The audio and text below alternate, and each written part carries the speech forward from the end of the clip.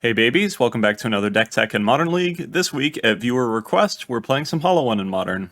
The deck list we're playing with is on screen now and in the description below, and the majority of this list is from one that somebody played at a small Japanese tournament, so there's a link to that below too. If you're not familiar with the Hollow One archetype, it's really unique, because it's one of the few decks that utilizes true random effects, and that really makes it a lot of fun to play. So let's get into the deck tech. Starting off, we've got our namesake cards, Hollow One and Vengevine. These both basically play the same role, where they're relatively large creatures that we can cheat into play early. Hollow One costs 2 less to cast for each card we've discarded this turn, and Vengevine comes into play from the graveyard if we cast a second creature spell in a turn. Next we have the Asmore package, 4 copies of Asmore and 3 copies of Underworld Cookbook. It's really easy to get Asmore into play early with this deck, and on top of that, having a Cookbook in play to be able to discard whatever we want is very useful. Next we have some of our smaller creatures. 4 copies of Blazing Rootwalla have Madness for 0, which makes it very easy to enable Vengevine. 4 copies of Flameblade Adept have Menace and Grow whenever we discard a card, so it's a really good early beater. And 4 copies of Insolent Neonate let us sacrifice it to Rummage, which is really good for enabling early Vengevine plays. Next we have 1 copy of Flamewake Phoenix, which can return from the graveyard to the battlefield if we have a creature with power 4 or greater by just paying a red. We have 3 copies of Ox of Agonas, which on top of having a discard and draw effect, can also come back from the graveyard to play by just paying 2 mana and exiling 8 cards with Escape. And then we have 4 copies of Street Wraith, which we don't ever really plan on playing as a creature, but is really useful for having cycling for just 2 life, which can let us play Asmore as early as turn 1, and also reduces the cost of our Hollow Ones. Next we have probably the most unique spells in this deck, 4 copies of Burning Inquiry and 4 copies of Goblin Lore.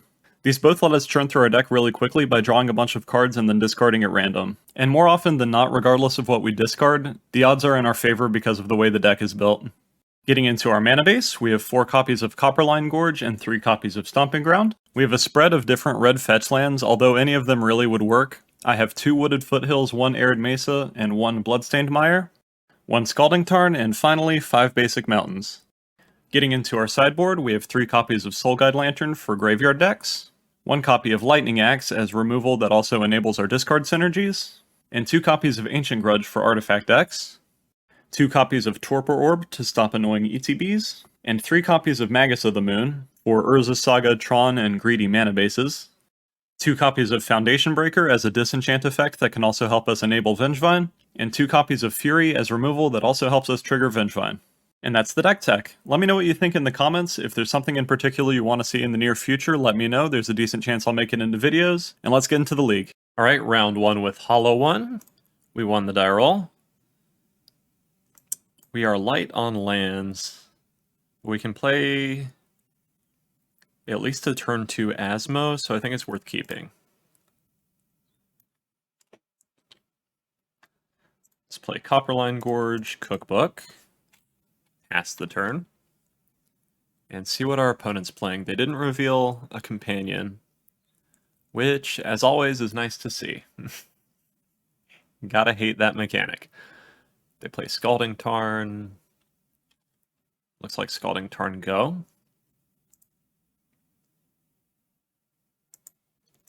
Let's discard Flamewake Phoenix. We draw Rootwalla. Alright. Let's discard Rootwalla, cast it for free.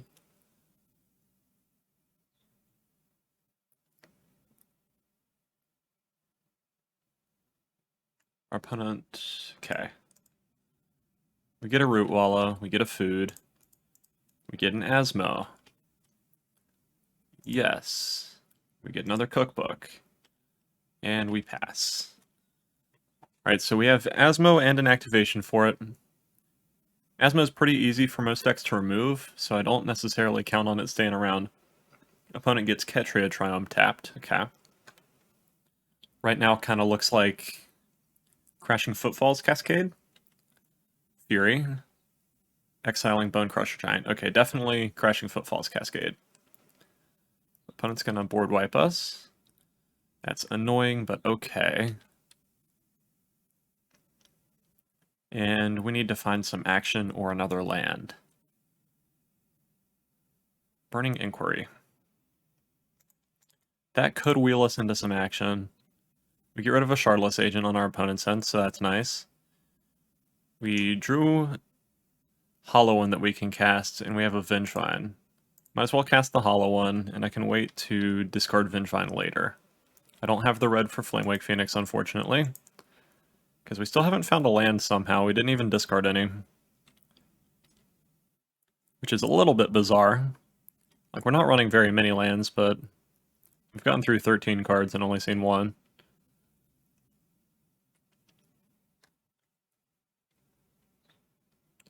Opponent plays Flooded Grove. We will discard Vengevine at end of turn. We draw Wooded Foothills.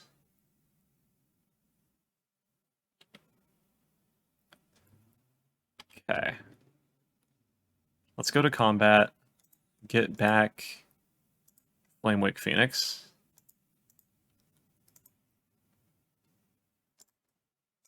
Attack for 6. Do they have Cascade? They do not have a Cascade effect. We don't really need the second cookbook right now, so I'm just going to play land go. It might be better as discard fodder.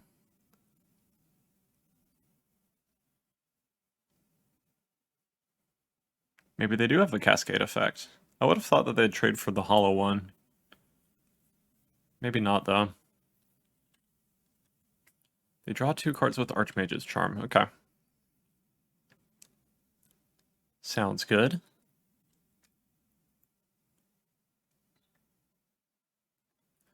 The power of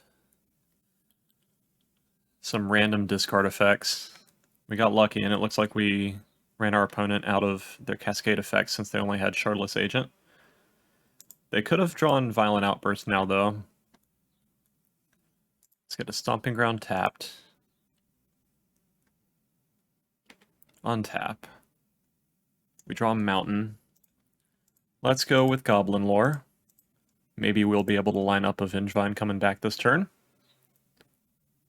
Looks like they have a counterspell.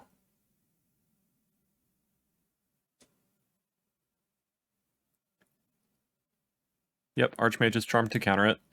We're okay with them countering things right now, honestly. Just because we have board control right now, so them playing a tempo game while they're a turn away from losing doesn't matter all that much. So let's pass again.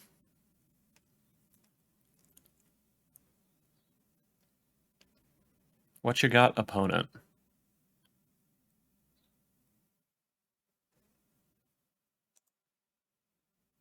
Nothing this turn.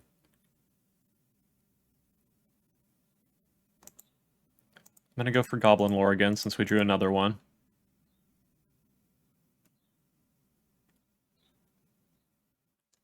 Okay.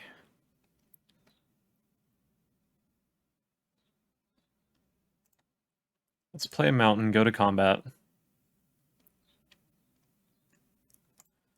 Attack for 6. Do you have a Rhino? Or Dose?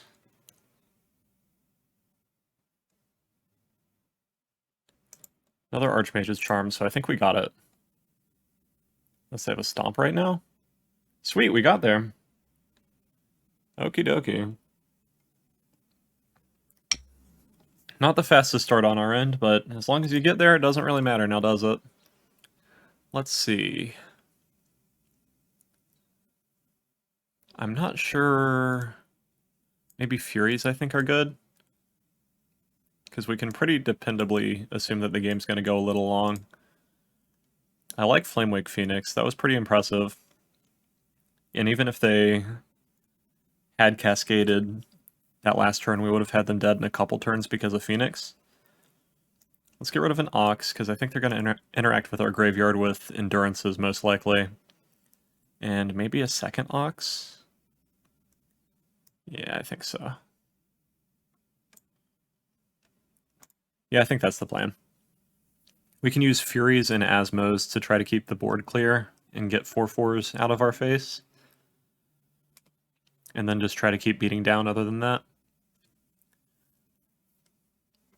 Let's see, we have a bunch of payoffs but no enabler with this hand, so I think I need to mulligan. Which is a little unfortunate, because if I found... Like, if we draw Burning Inquiry, we can have a really good turn. But I think not having any discard effects is a bit too unreliable, at least on 7, so we got a mulligan. Alright, I'll keep this. We can get rid of a Stomping Ground. This hand goes turn 1 Flameblade Adept, turn 2 Burning Inquiry, and hopefully some stuff. Maybe Cookbook before the Inquiry. But it'll depend. We draw Copperline Gorge. Let's go Arid Mesa, fetch for a basic mountain to thin our deck. Get the mountain, play Flameblade Adept.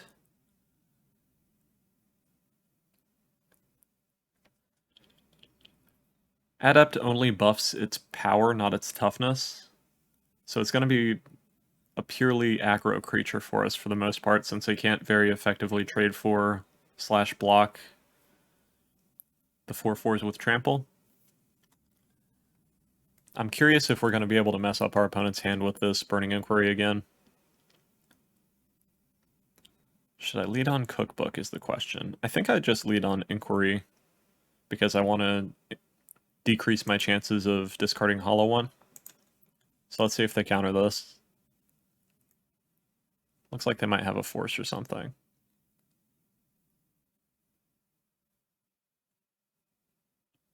Opponent. Bounces Flameblade Adept. Okay. That decreases our chance of discarding Hollow One at least, so that's something. And we discard it anyway, because of course we do. Let's go Foothills, crack it, thin the deck, get a mountain. We don't have anything that matters in the graveyard right now, so let's just go Adept, pass. We can spin the wheel again with Burning Inquiry next turn. We got rid of a Fury and a Bone Crusher Giant on our opponent's end, so that's kind of nice. Depends on if they have a Cascade now, which they probably do. Unless they're just keeping really whack hands. They don't do anything right there. Let's lead on Goblin Lore since we drew it.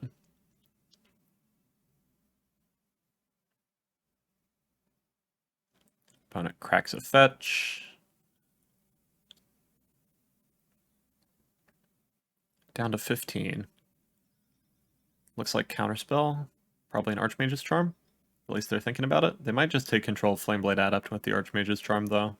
That might make more sense since it's a 2-for-1 at least. Alright, they don't do anything. We discard a Root Walla, so we're going to get to cast that for free, and we drew an Asmo, so that's nice.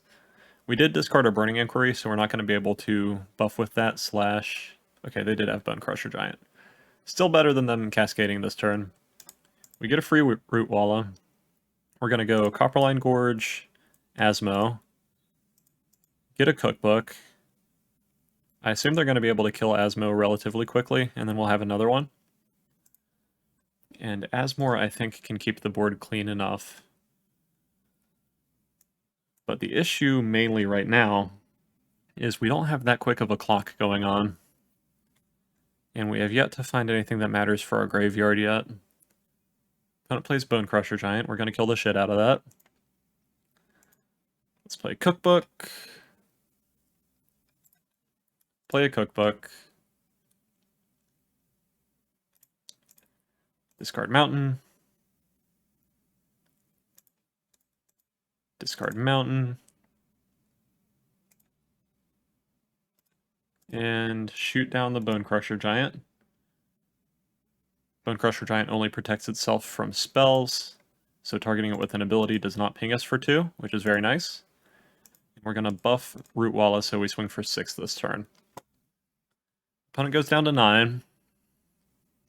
We will see what they have this turn. If they blow up our Asmore, we can discard whatever we draw for turn and play another one. I'd really like to draw an Ox soon, but we don't, unfortunately. Let's go to combat. Attack, attack. Please, no violent outbursts. Ah, shit. There's a violent outburst. Damn. Alright. Let's see how they block.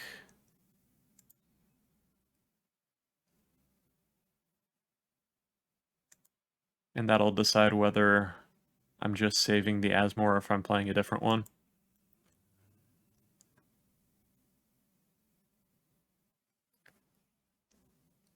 Do they double block Asmore? They do. Okay.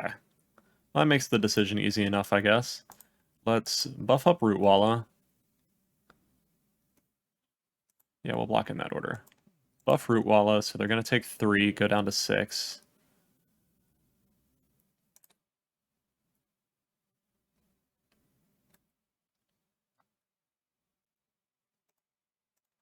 Discard Bloodstained Mire. Play Asmore. Okay. Yes. Get Cookbook in hand. This one's just going to get discarded. I'm going to wait and see what they do on their turn, but I'm probably just killing one of these rhinos. I might hold on to it for a little while if they don't attack with anything. Because since Asmore is an instant speed activated ability and it doesn't cost any mana, I can just wait until whenever it's most appropriate.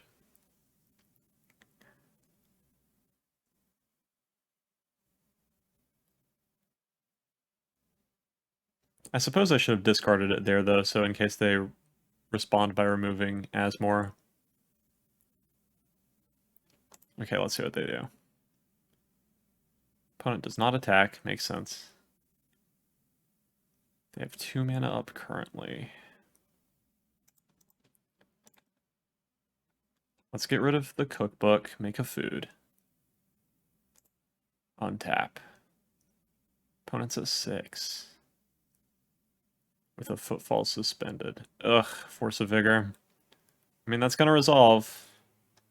Unfortunately, what did they exile? They exiled another Force of Vigor. Okay. Well, we don't have the mana to pop it, so let's see what we draw. We draw Flameblade Adept. Okay, so here's what the plan is, I think. Ping you. Go to combat.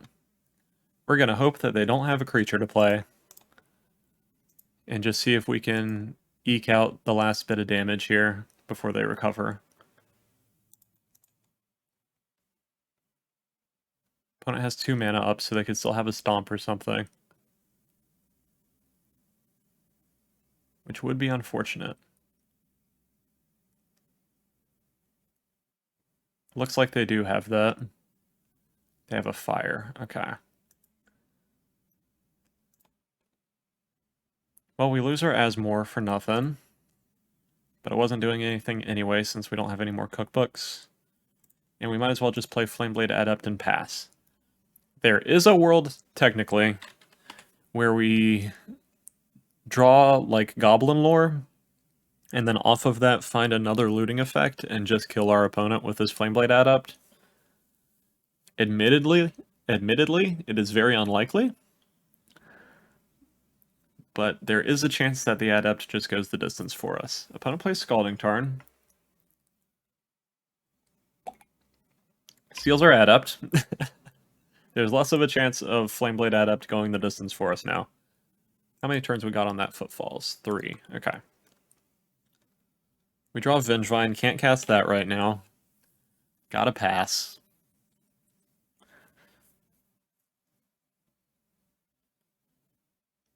Let's see what happens.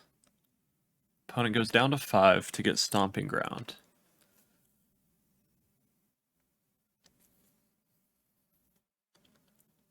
Hits us for 5. Okay. They're going to be able to kill us next turn with Brazen Bower if we can't kill them. We draw Goblin Lore. Let's bless up. Do they have a counterspell? Okay. We drew basically nothing off of that. We'll see what we get with Street Wraith, I guess.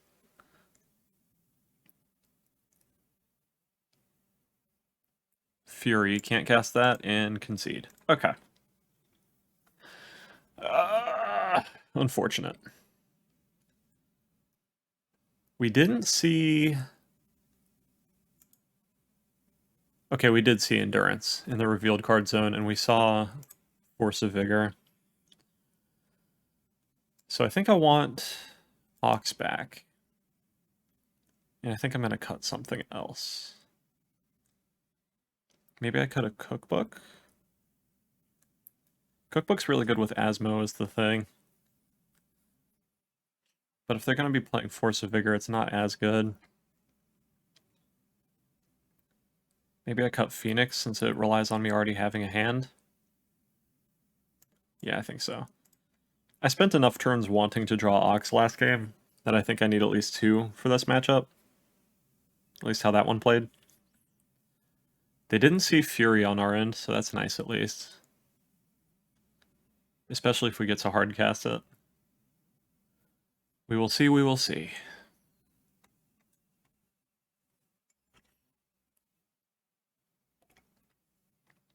I think it's possible that this deck wants some amount of Chalice of the Void for the sideboard.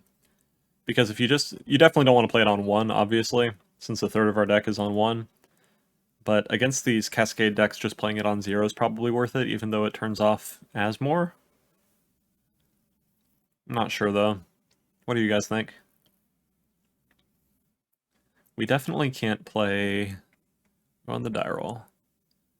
We definitely can't play Void Mirror because that would also turn off our free Root Wallas and Hollow ones. We'll take the play. I'll keep it.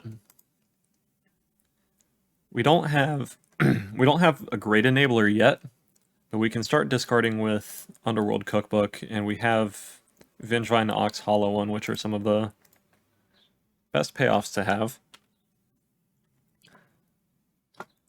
Let's pass.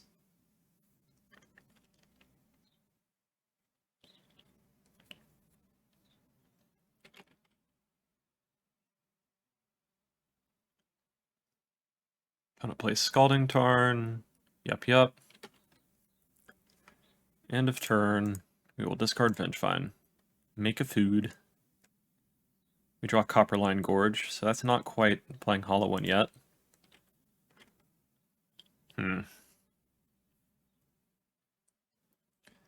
We could use Evoking Fury to get Vengevine back, so that's interesting. It's definitely a possibility. I definitely wanted the Vengevine in the graveyard, but I think I'm just gonna hold my cards in hand this go around.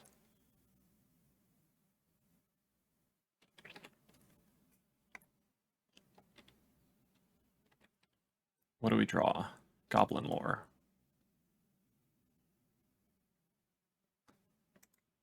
Alright, YOLO. Do they have an Archmage's... not an Archmage's Charm. Do they have a Force of Negation? Did they even keep those in, I wonder? Okay. So we can go land...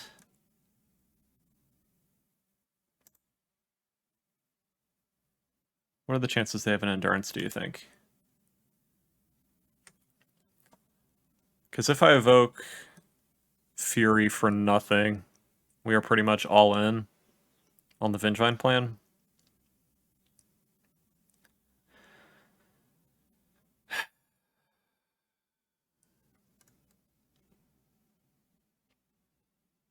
I'm not particularly close to escaping Ox.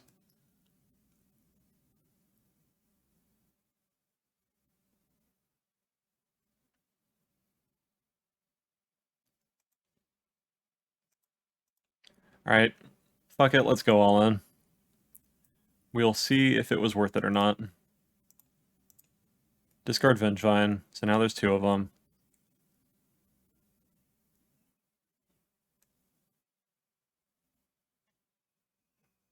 And we're gonna evoke Fury and cross our fingers. Please work. We're not necessarily playing a Hollow one deck to not go full aggro, so... I figure it's worth getting in, even though they still have 7 cards in hand, which is kind of terrifying. Yep, and there's Endurance. Okay. Well, fuck me, I guess. I wish I could use Vengevine's ability. It's so cruel that it still gives me the option. Alright, well, I'm Hellbent. And I have 1 card in my graveyard. So that sucks.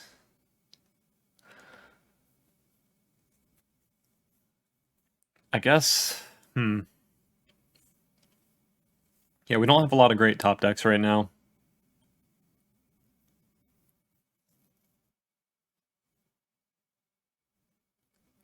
Looks like opponent's going to Cascade this turn. That sucks. And I think we're basically dead. Would you guys have played that differently, or would you have gone all in like I did?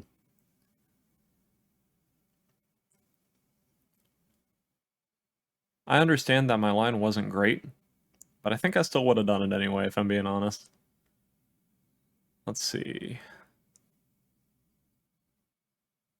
I think I'm just going to go Foothills Go. We get at least one more top deck to see if we have any action, and we can gain a little bit of life with food tokens.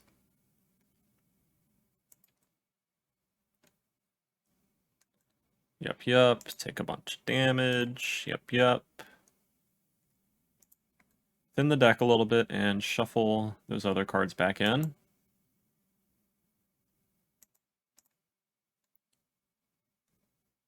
Down to 9, getting Stomping Ground. No. And what do we get? Blazing Rootwalla.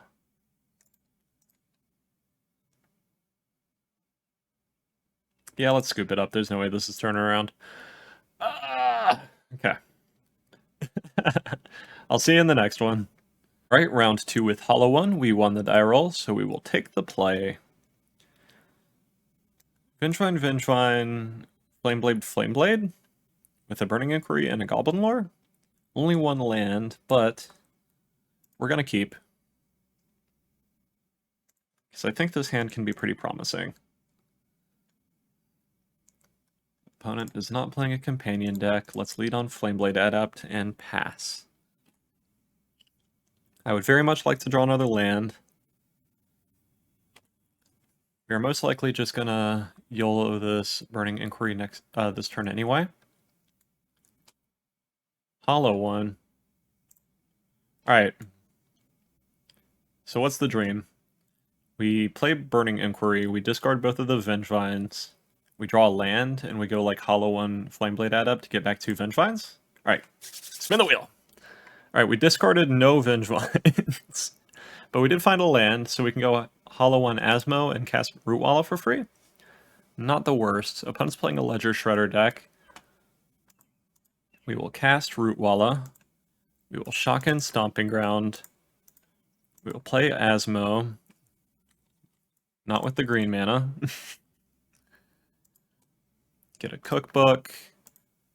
Play a Hollow One. Attack for 4. Alright. We have 2 Vengevines. We don't have a way to play them soon, but we have a way to discard them for value now. So that's something at least. We did get our multiple creature spells off that turn, but we just didn't get the Vengevines, unfortunately. Opponent plays Ledger Shredder. Well, joke's on you, that's a turn late. We draw another Vengevine, which is hilariously not useful. Opponent has 2 basic lands in play, which is kind of interesting. It looks like they're playing a Murktide deck, but they have a Blood Crypt, so probably a Shadow deck.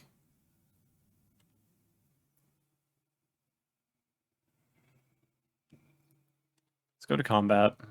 Attack. Not attacking with Flameblade. Well, yeah, might as well attack with Flameblade Adept. It'll at least kill DRC.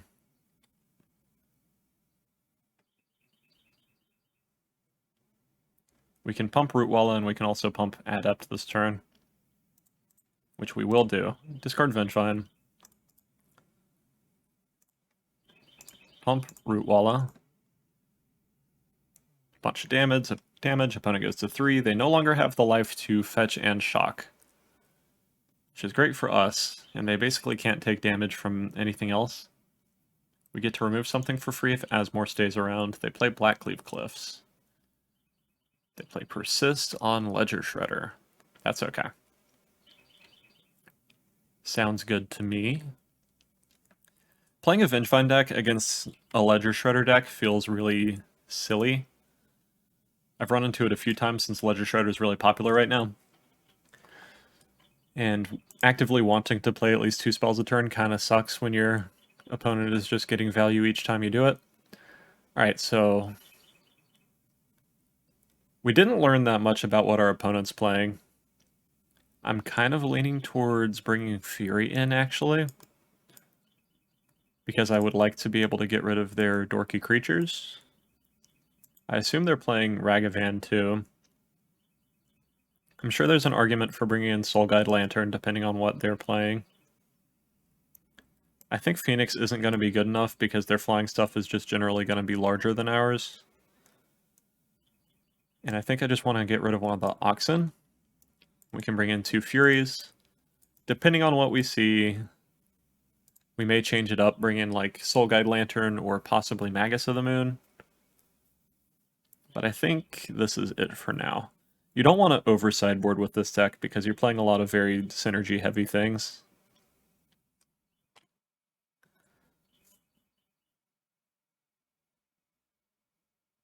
And our opponent is on the play.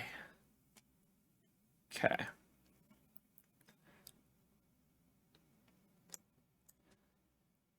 If I wanted to be very bold, I could keep this hand because Street Wraith could maybe show us a land, but I think I got a mulligan. I think the only situation that I would keep a hand like this is if it was like Burning Inquiry, Street Wraith, and multiple Hollow Ones slash like a bunch of Hollow Ones and a Vengevine. So let's mulligan. This hand's pretty sweet. It goes turn 1 Cookbook, turn 2 discard a card with Cookbook, discard a card with Neonate, discard a card with Street Wraith, Hollow 1, Hollow 1. Not even any random effects. Oh shit, we don't even have... I'm an idiot. I think I get rid of Root Wallow. Yeah, let's get rid of Root Wallow. I want to keep all the discard effects in the Hollow 1. And because we're on the draw, we're going to have enough cards to fuel this, I hope. Depends on how much they interact with us. Opponent plays Bauble. I'm going to go ahead and hit you with that. They're playing Insolent Neonate. That's interesting. I wouldn't have expected. Wonder what that's for. That might mean... Well, they did play Persist, so maybe I should have brought in Graveyard Hate. We drew Burning Inquiry. We could go for the turn 1 double Hollow one, but... Since we have it for sure turn 2, I think it's better to just wait, realistically.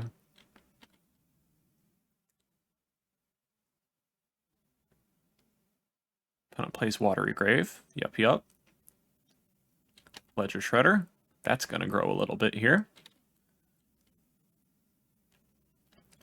Gets in with DRC for 1. Opponent has 3 cards in hand. Okay. I wonder what their Insolent Neonate's for. Whoa! Triple Hollow 1 on turn 2? We drew another Street Wraith. I mean, I think we should dig with the Neonate. Do I discard Burning Inquiry? I think I do. I don't want to fuel their graveyard stuff. Goblin Lore.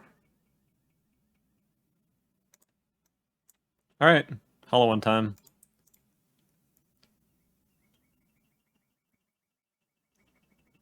Opponent discards an Archon, that's kind of terrifying. And pass. Alright, do they have the Persist? Persist is the main thing we're scared of now.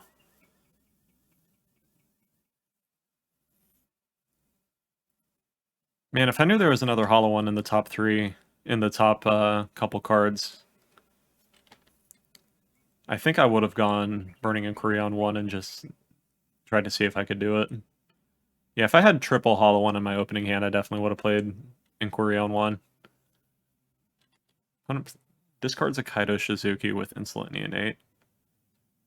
Fetch Shocks, gets Blood Crypt. Looks like they have a Persist, since they're trying to play something for 2 now. They did not have a Persist. They had a Tainted Indulgence. Okay. So Shredder is big enough to block and not die, but now DRC has to attack. Which means we're going to get in for at least 8 here. They did not find a Persist yet, because they surveilled to the bottom. They still didn't find one. Alright. There's a decent chance they'll find it now, because they're looking at a ton of cards.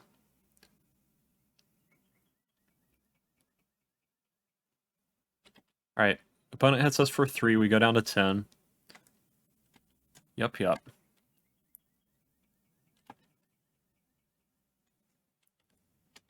We draw Goblin Lore. I think I want to just go ahead and Goblin Lore now and see if we get anything spicy. We found an Ox. That's good for refueling later, at least. Let's attack with the team. They can't block any of these flying creatures anyway, so there's no reason to leave them back. When it takes 8, goes down to 7. Do they have Reanimation? That is the main question now. They saw a lot of cards last turn, so there's a pretty decent chance. If they're playing a set of Persists, at least.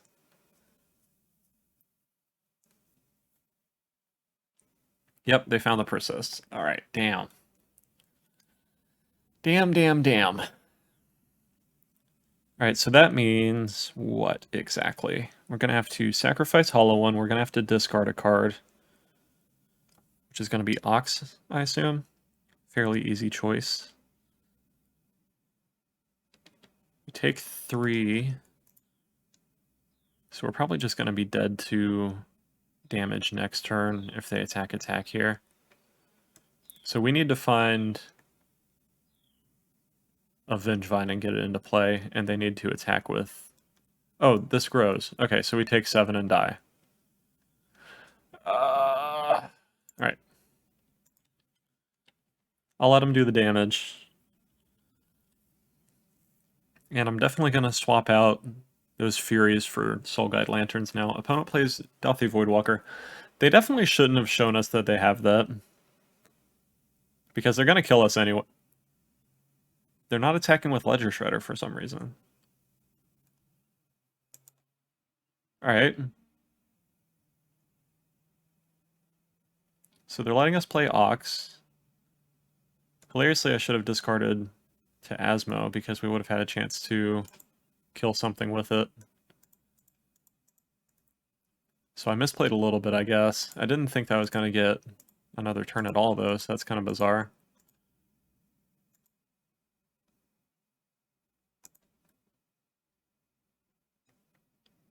I guess we'll see what we draw here.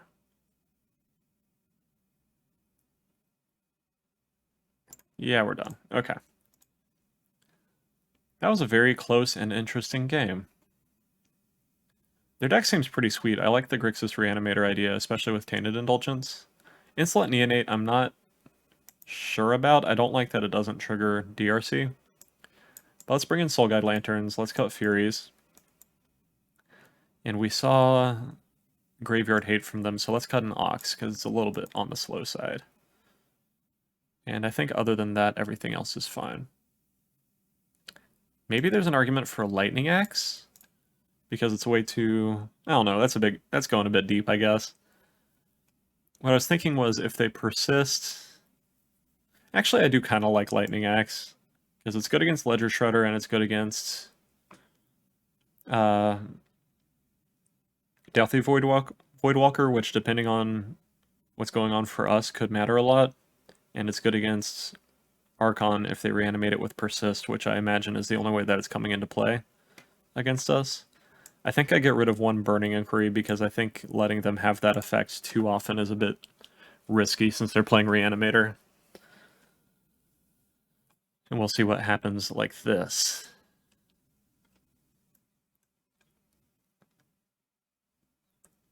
I will take the play. Inquiry, Soul Guide Lantern, Neonate. I mean, we'll keep it. We can play a Hollow One early, possibly.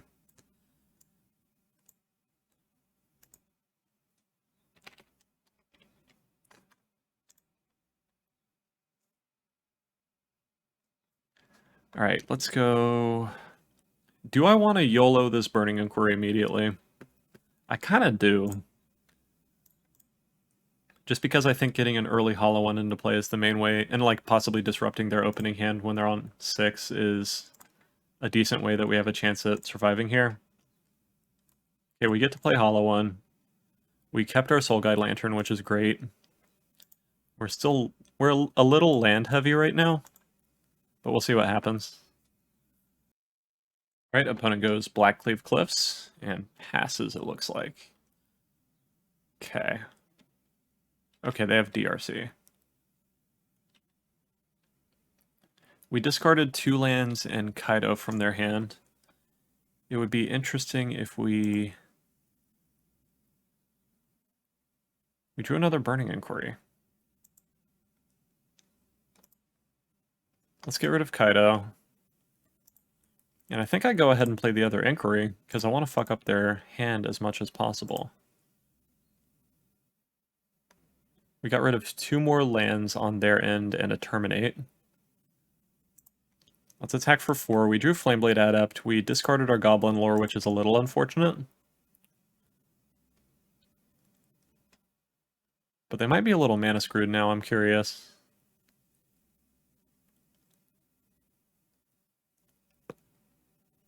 The dream, of course, is always, if you go turn 1 Burning Inquiry, you want to have a scenario where your opponent discards all the lands that they kept, and then they just can't play the game for a little while.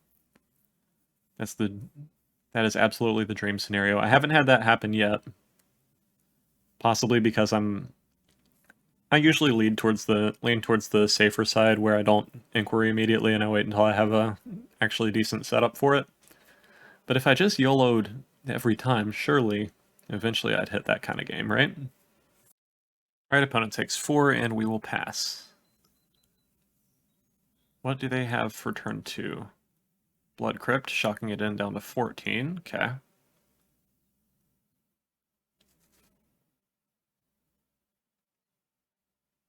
And Dothi Voidwalker. Okay. Dothi cannot block our stuff, so that's nice at least, and they're not attacking with DRC, so they must be planning on chump blocking. Which also works pretty well for us. Let's get in for 4. See what our opponent does. They let us hit them. I don't know why they didn't just attack for the one with Voidwalker. It's a little curious. And we have 2 lands in our hand. I think I might as well play the Stomping Ground tapped now, in case we draw a Vengevine or something, because I'll want to be able to play it. Opponent plays a land, fetches, down to 9. Okay. Gets an island. Is this the Ledger Shredder? Not yet. Attacks for 3. We're taking 3 because we don't have anything with Shadow. Down to 16. Yep. Opponent plays Kaido Shizuki. Okay. Opponent gets to Surveil.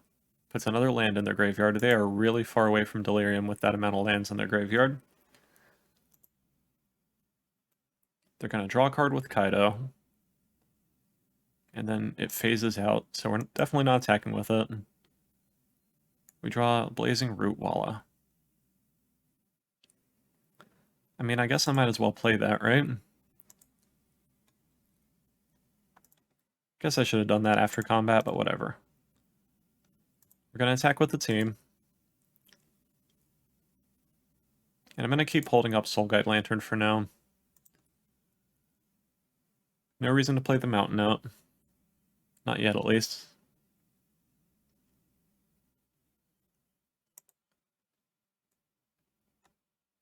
Opponent's going to loot with Kaido. They definitely should have attacked first, because they can't block with Voidwalker.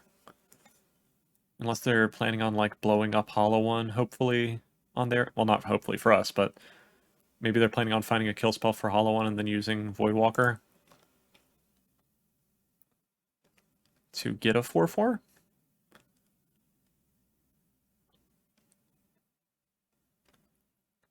Otherwise, I think it might have been better to just make a 1/1 here. They found Archon. If they go for Persist, I'm absolutely exiling their graveyard.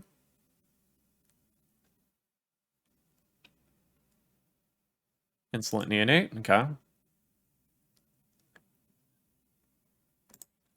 So they can't block Flameblade Adept. And they can't kill Hollow One. They could trade for Blazing Root Walla, but they'll lose their Neonate. And that's fine. We'll still be hitting them for 5. Alright, let's go to combat again.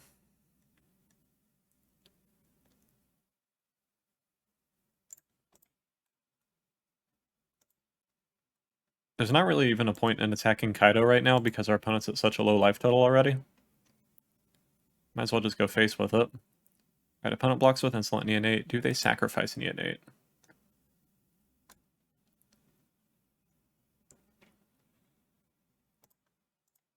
We're going to go ahead and activate Root Walla, so they're going to take 4. They discard a card with Neonate and draw a card. Opponent takes 4, down to 4. Do I play a land? Don't really need to.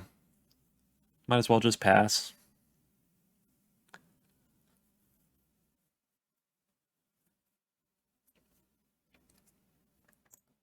Opponent makes a 1/1, so they do have a chump blocker here, but they can, I mean, they're still going to take 4 if they don't have removal or another blocker.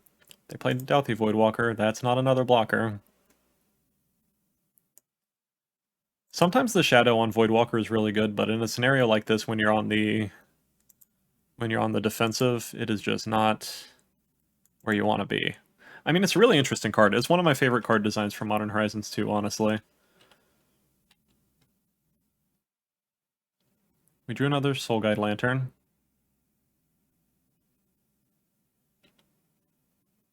Okay.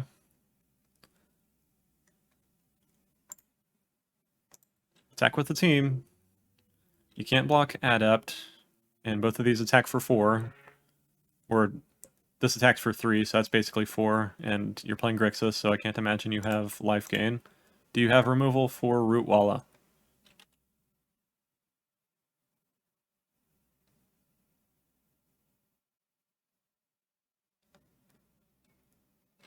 Hey, we got there. Sweet.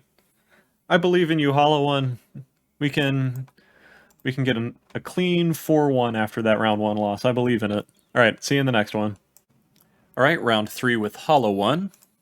We won the die roll again. We're getting really lucky with that. That's been pretty satisfying. Ooh. Let's keep this hand. I think I just want to go turn 1 tap land go, and then turn 2 Inquiry, hopefully keep Asmo and play it. Our opponent's mulliganing a lot, which means either Tron, and then we can probably mess them up a lot with Burning Inquiry, or Dredge, and we're fucked. So let's play Stomping Ground go, and hopefully it's not Dredge and we're fucked. Our opponent mulligan really fast to 4 though, so it's kind of concerning. Scalding Tarn. I don't think Dredge plays Shocklands. They might have just not been hitting. They might be playing a relatively normal deck and might have just not been hitting what they needed to. Ziator is proving. Oh, okay. My hunch now. We drew Street Wraith. My hunch now is that they're playing a Calibrated Blast deck. In which case, the Burning Inquiries are still probably pretty good. Let's play Asmore.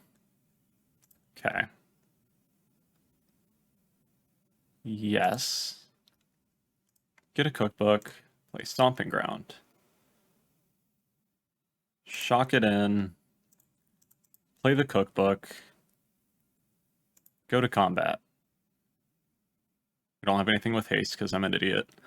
Pass. So the combination, I think, of gaining a little... Yeah, they're definitely playing that deck. Okay. So we can gain a little bit of life with Cookbook, and we can hopefully mess up their hand with these Burning Inquiries. But we'll see what happens. Let's go ahead and get a Root Walla.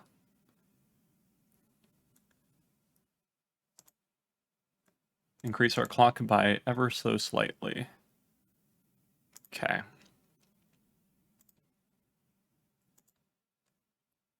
Draw Street Wraith. I want to be careful with my life total against them, so I don't think I'm going to cycle that yet. Okay, we lost the other Burning Inquiry. We made them discard 2 Calibrated Blasts, which is kind of nice. That should slow them down a decent amount. Let's go... I think just Cookbook and into combat. Or not Cookbook, just land and into combat. Attack, attack. Buff here.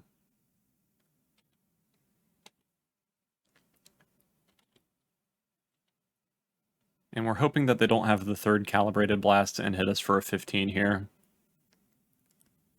That is the risk of buffing that Blazing Root Walla there. Opponent does not have it yet. They played a tapped land. Scion of Draco, that's a little obnoxious.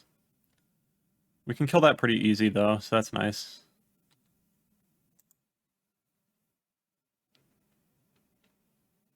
And we're absolutely going to do that. We'll discard the Street Wraith. Untap. Get rid of you.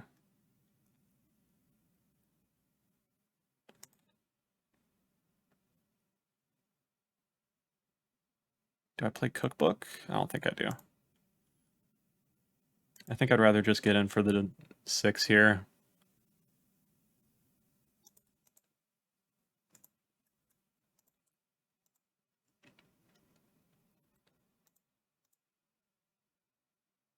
And I want to go ahead and gain the life now so that they can't respond by Calibrated blasting us.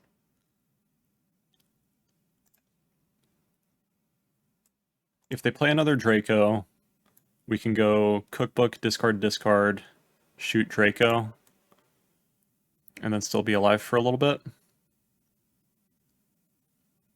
Opponent plays Mishra's Factory.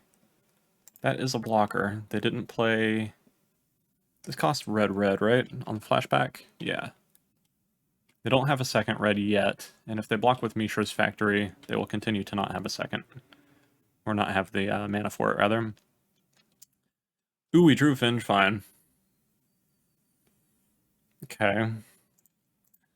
Let's go Neonate, discard Vengevine, because we might just have lethal here, and then that forces them to chump block with Mishra's Factory.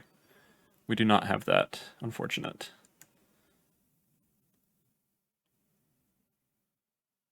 Go to combat. Attack, attack.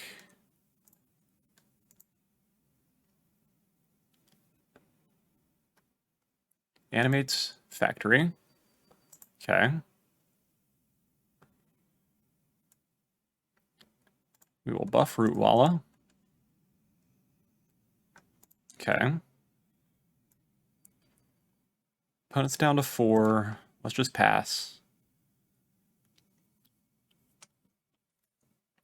Plan on activating Cookbook at end of turn, probably discarding the other Cookbook. Sweet. All right, we got there.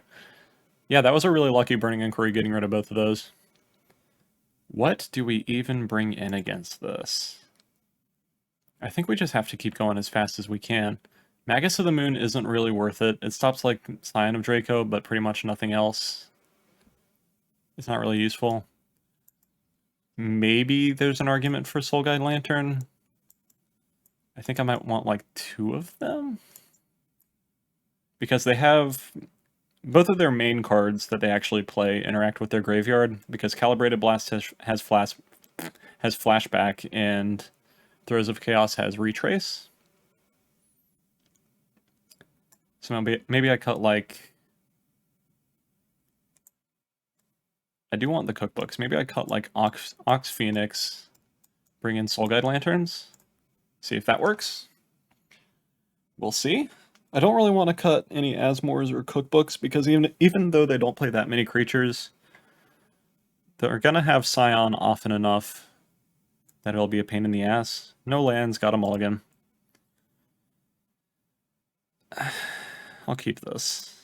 I'm not super excited about it. Let's get rid of a basic mountain, I think. Yeah. This hand goes... What does it go? I guess we'll see what we draw. If I draw Vengevine, I'm going to wait on till turn 2 to play Insolent Neonate. But otherwise, I'm probably just running it out on turn 1 to play Asmore Cookbook on turn 2.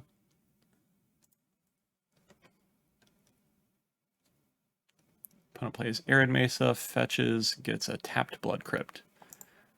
Yeah, they have two creatures that they can play relatively easy. One's Scion of Draco, and the other one is Shadow of Mortality, if I remember the name right, from the new set. Well, we drew Vengefine.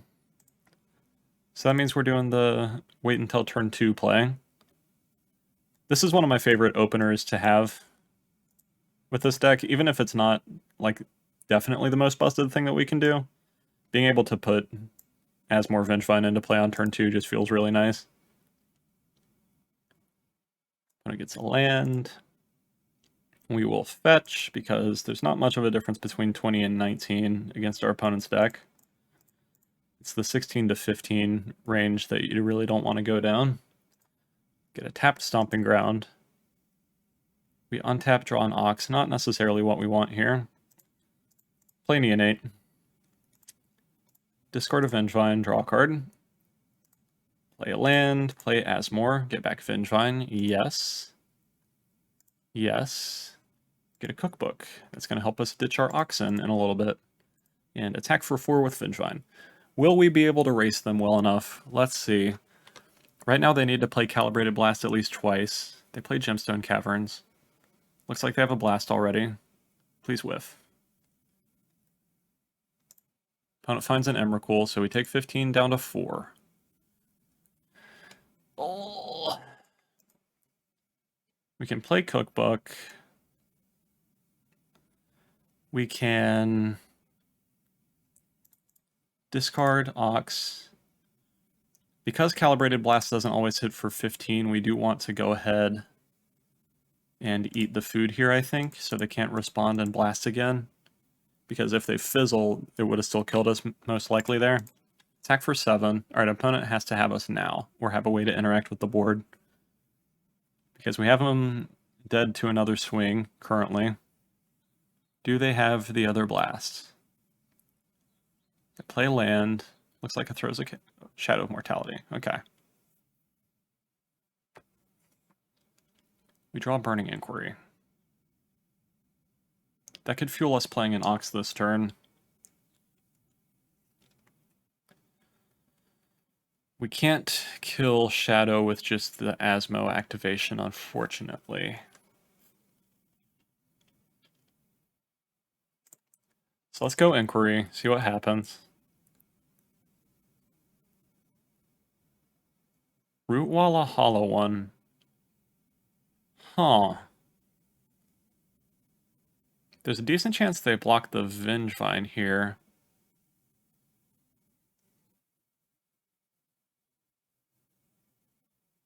Alright, let's go to combat. We're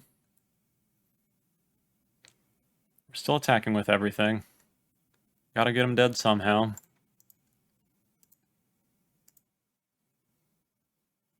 Do they block the Vengevine to conserve life? They do. Okay.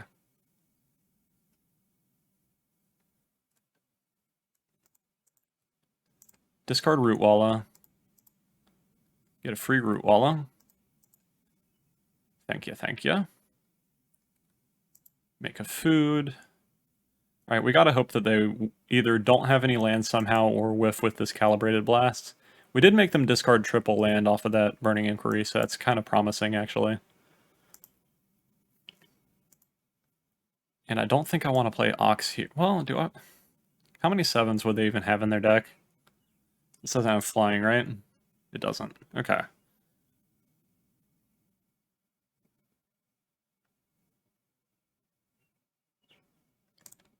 Yeah, I think I just want to go land, play the Ox. I can't even play the Ox, I'm an idiot. Let's go ahead and eat the food then. Maybe that'll make us slightly less likely to die. Even though, again, 7 to 10 doesn't make that big of a difference here. Alright, cross your fingers for me. I need them to whiff on this Calibrated Blast since they found a land. Scion of Draco. Shit! Alright. Opponent got us for 12 on that one, so we're dead.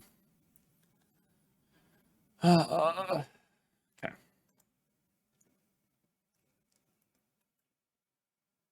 What change do we want to make, if anything? I don't really think we want to make a change. I think we just have to keep it up like that and race them to the best of our ability. I think Soul Guide Lantern's still worth it, even though it doesn't necessarily do that much. And I think we just gotta hope and trust that being on the play will make us fast enough here. This hand is so close to being gas, but there's just no lands. Got a mulligan. Alright. I'll keep this. We really want to draw... I think I get rid of Lantern here. And we just gotta really hope to draw either Burning Inquiry or Goblin Lore for turn 2. But it has Gemstone Cavern, so that's already spooky.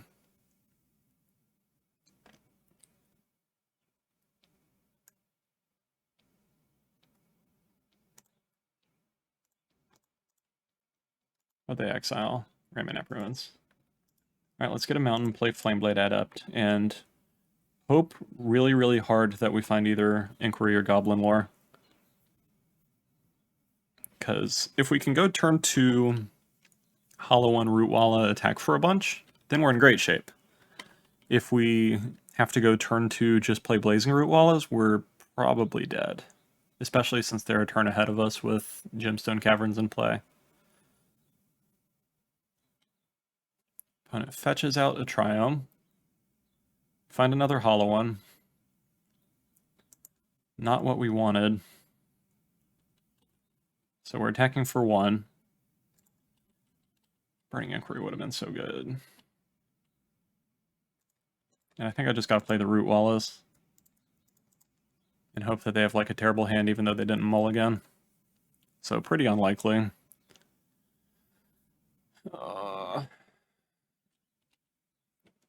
Goblin Lore is still a good draw.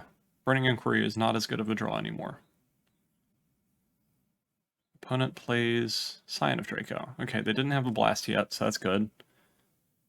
We found an Inquiry. I mean, I think we gotta do it, even though we might lose these Hollow ones. Because it's at least gonna buff up our Flameblade Adept. Alright, keep the Hollow ones, please. We kept a Hollow one. That's something, I guess. There's a Vengevine in our graveyard. We don't have a way to fuel it quite yet. But we do get to play a Hollow one. And we get to get in for 4. Yeah, I think I want to go ahead and play Cookbook. Alright, attack for 4. No reason to attack with these Rootwallas yet. Gonna wait until I can at least buff them. Opponent's at 13. Is it possible we get there? We made them discard a Calibrated Blast, so that's nice at least. It slows that blast down and makes it to where it can only get used once. Does opponent attack? It'd be really bold for our opponent to attack, if I'm being honest. They're attacking. We're going to get to gain 3 life, so the attack isn't going to do that much. But okay. They don't attack. Okay. That makes significantly more sense. We find a Burning Inquiry.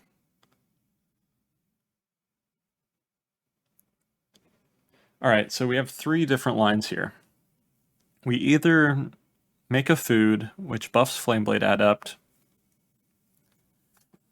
and attack for 6 and eat the food, which gets us out of Calibrated Blast to death range. Which is probably just the line. Other possibility is like we play Burning Inquiry here, this goes up 3, so we're attacking for 4, 5, 6, 7, 8, 9, 10, 11, which doesn't quite kill them. And we just gotta hope that their blast doesn't do enough damage. I think I need to go the safe route though.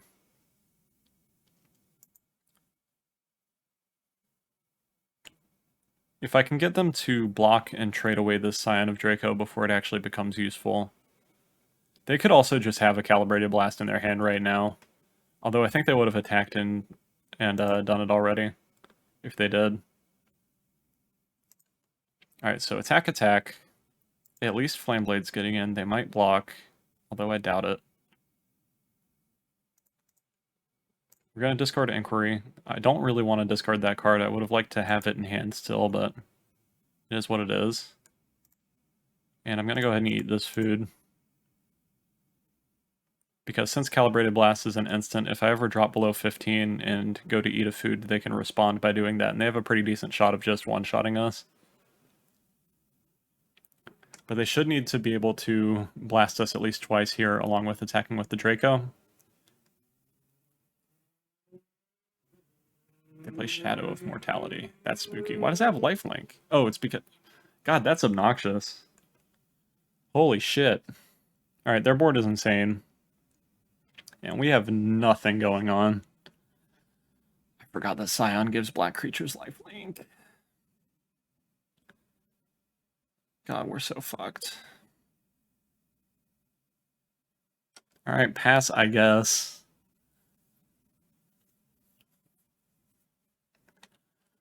Oh no. It looks like our opponent's gonna get us here. Opponent goes down to 6, fetching with Arid Mesa. Looks like they're gonna go for the blast this turn.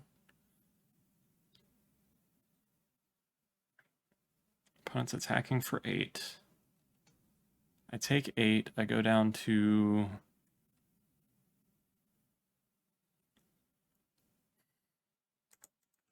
Yeah, I need to eat the food now. To try not to be dead here. One of the big issues with this deck is once your opponent resolves a creature that's just bigger than yours, you don't really have a way to deal with that. You have to hope that you pressure them out of the game before they get the chance to play something gigantic. Alright, opponent hasn't blasted us yet. We drew a Neonate, which does basically nothing. We can attack for a whopping 1, which kind of sucks. Alright, so I think I gotta... Opponent's gonna blast, it looks like. Whiff. Whiff! Not a whiff. We're dead. But they pointed it at Hollow One? What?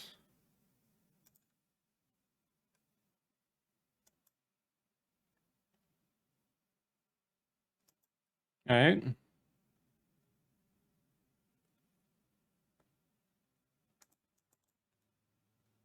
gonna discard Neonate, make a food. Gain a touch of life.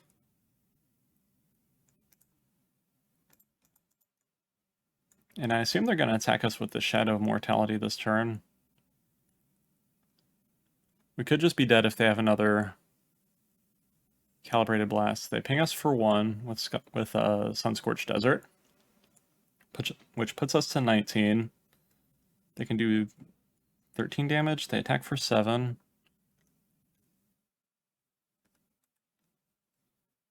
I mean, I might as well just take it at this point. If they had a blast, they would have attacked with the Scions. Alright, yeah, we can't get back in this game. We will concede. And hoping for the best for the next couple. I mean, the deck's been a lot of fun to play. It is just a little bit too inconsistent, I feel like, especially since we don't have Faithless Looting, sadly. And I'll see you in the next one. Alright, starting off round 4 with Hollow One. We definitely have a keepable hand, but I'm not sure what route I want to take with it. I can go turn 1 Street Wraith Asmo, or I can go turn 1 Flameblade Adept, and then plan on playing Asmo off of maybe Burning Inquiry along with Hollow One the next turn. So we'll see what happens with that. Our opponent's playing a Giganta deck with Bloodstained Mire, so there's a decent chance we get Thoughtseize or something here. Yeah, so we'll see what we do based on this. I'm glad I didn't overly commit to any specific line, but we have at least 2 different directions that we can go in. They can't get either of these cards, and there's not really a point in them discarding Flamewake Phoenix. So I assume it's got to be one of these 3. And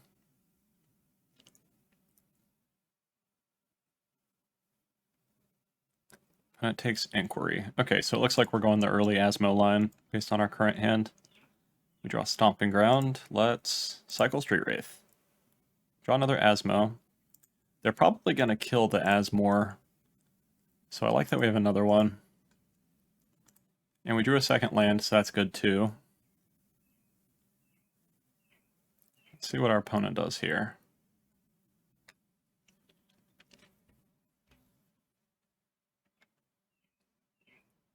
Taps for a red, untaps. Taps for a black. Plays a Thoughtseize. That's kind of obnoxious. I think them hitting Cookbook is probably the most correct thing. They could also get rid of Hollow One if they think that it's going to come down soon anyway and they're worried about it. But I think just turning off our discard effect is the right thing. Because Cookbook is what's fueling the rest of this hand, basically. Alright, yeah. Makes sense. We draw a Hollow One. Not really when we want it, though. Let's play Flameblade Adept. Go to combat, attack for 3, and just plan on playing a tapped land. If we find another Burning Inquiry or similar effect to play these Hollow Ones pretty quickly, we are in great shape. If not, it's a bit more complicated, we'll see. We at least have the board right now. And our opponent missed a land drop, I didn't even realize that. Looks like our opponent's probably playing a... I thought they were playing a Shadow deck, but they're playing Swift Spear, so that's not necessarily the case. What Rakdos deck plays Swift Spear? I thought they were mostly just DRC and Ragavan, and then either some combination of Death Shadow or something. But now it looks like they're playing a Rakdos Prowess deck. I mean, we're in the 1-2 bracket right now, so it could be anything, if we're being honest. Baubles Resolve. We find a Vengevine, not necessarily when we want it. Do I cycle a Hollow One? I can't possibly. That can't be right. Our opponent's still got one land in play. So yeah, let's just get in for 4. This increases the chances that if we find a Burning Inquiry, we can do something very funny with it. If we find an Inquiry, they're basically dead, actually. Because if we get either Vengevine back or Flamewake Phoenix, they're dead. Because this is 7 damage. They find a Death Shadow, which is pretty spooky, and they have another land now. Don't like that. Another Death Shadow. We untap, draw Mountain.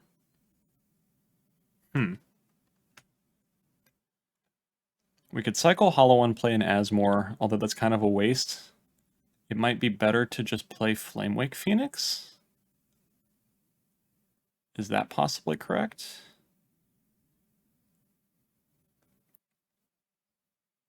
We have to wait till second main phase if we want to block with it, and we probably want to block with it. Because I don't think I want to grow these Death Shadows if I can help it. Let's play land, go to second main, no attacks. Play Phoenix. Alright. We've got good finishers in our hand. We just need some looting effects to turn it all on. And honestly, depending on how they attack, if they don't have removal for Flameblade Adept, we might just be able to one-shot them with that if we find enough looting. Between Flameblade Adept and Flamewake Phoenix. Both being able to get in.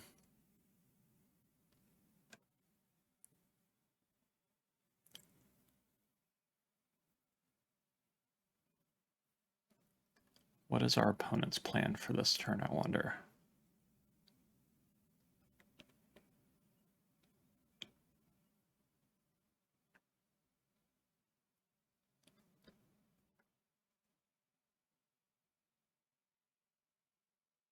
They've got 3 cards in hand. So like maximum of 2 prowess triggers.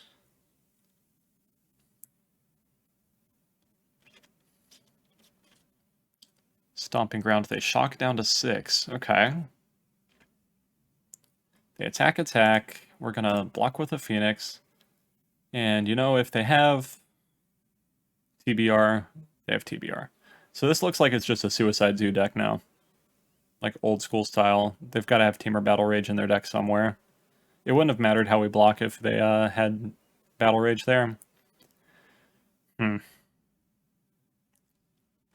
This is not the hand we want to have. Let's cycle a hollow one, see what we get. Flameblade grows. Find a mountain.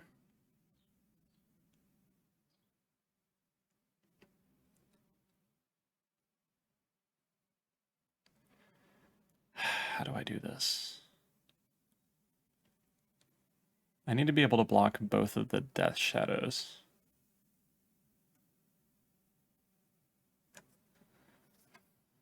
So I can play a mountain. There's not really a reason not to. I could cycle a hollow one and attack for 6, but they can just block with a Monastery Swift Spear.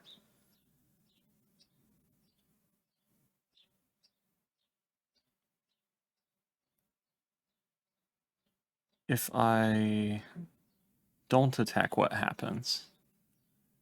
I chump block both the hollow ones. I take some amount of damage, probably from Swift Spear. I untap, I don't have a board. But I have 2 Vengevines and some hope. I guess.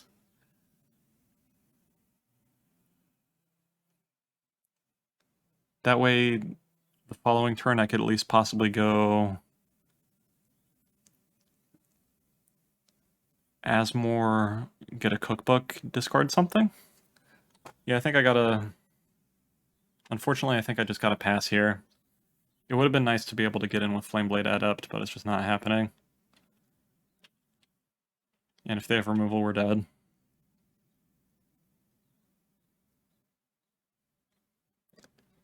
So much gas in our hand and so little way to actually utilize it. Do they have removal? I will just scoop if you have removal. Yeah, they do. Okay, concede. Riveter's Charm, that's a little weird. But oh well. Alright, what do we want to bring in? There's a decent chance Fury's right. There's also a possibility that Lightning Axe is right. I doubt we definitely don't want Torpor Orb, I don't think. I don't think we want Foundation Breaker. I don't think we want Magus of the Moon, really, since we only saw a couple colors out of them. Probably no Ancient Grudge. We didn't really see Graveyard Synergies. I think some amount of Fury and or Lightning Axe is what's correct. Because there's only a brief time frame where Fury can actually get rid of Death Shadows, but it can absolutely get rid of the other dorky creatures that they play early. And I think I get rid of Flamewake Phoenix since it can't block. And I get rid of, like, maybe an Ox. Yeah, I think that's fine.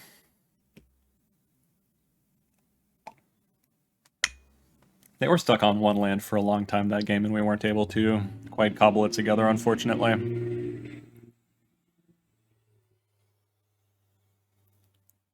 Then again, our hand ended up being a little bit weird, since we decided to keep all of our Vengevines in our hand the entire game. Yeah, if either of those turns they didn't have the discards, well, if they had one less discard spell, we would have either had Cookbook early and we would have been able to interact with their board with Asmore plus discard the Vengevines and maybe fuel a decent recursion game from there. Or we would have kept the Burning Inquiry and been able to discard some more cards. We'll take the play. But you know, ifs and buts aren't that powerful. Alright, we have a pretty decent hand, it looks like. Let's keep. I think the plan is turn 1, fetch, get a basic mountain, play Underworld Cookbook. And then turn 2, we can go activate Cookbook, play Blazing Root Walla, play Flameblade Adept, get back Vengevine. That seems decent. So let's Arid Mesa, fetch, get a mountain, play Cookbook, pass the turn. See what terrible things our opponent does to us. We don't completely crumble to a Thoughtseize, but if they get one of our creatures with it, it could slow us down if we don't draw another creature. But I guess we'll see. Did I side out? I just sided out one Ox, right? God, I hate that it's so small. I wonder how to fix that. Yeah, we only sided out one Ox, so we do have two. I'll place two baubles. Yep.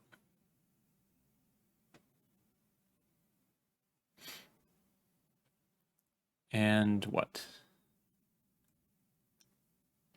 Bloodstained Mire. Anything else? Nothing else. Interesting. Alright, let's go for the... Oh my god. Holy shit.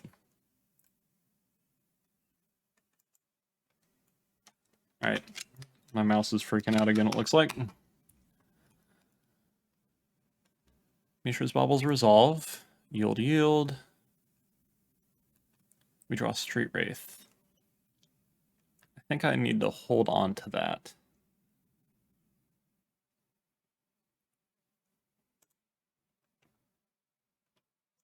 Let's...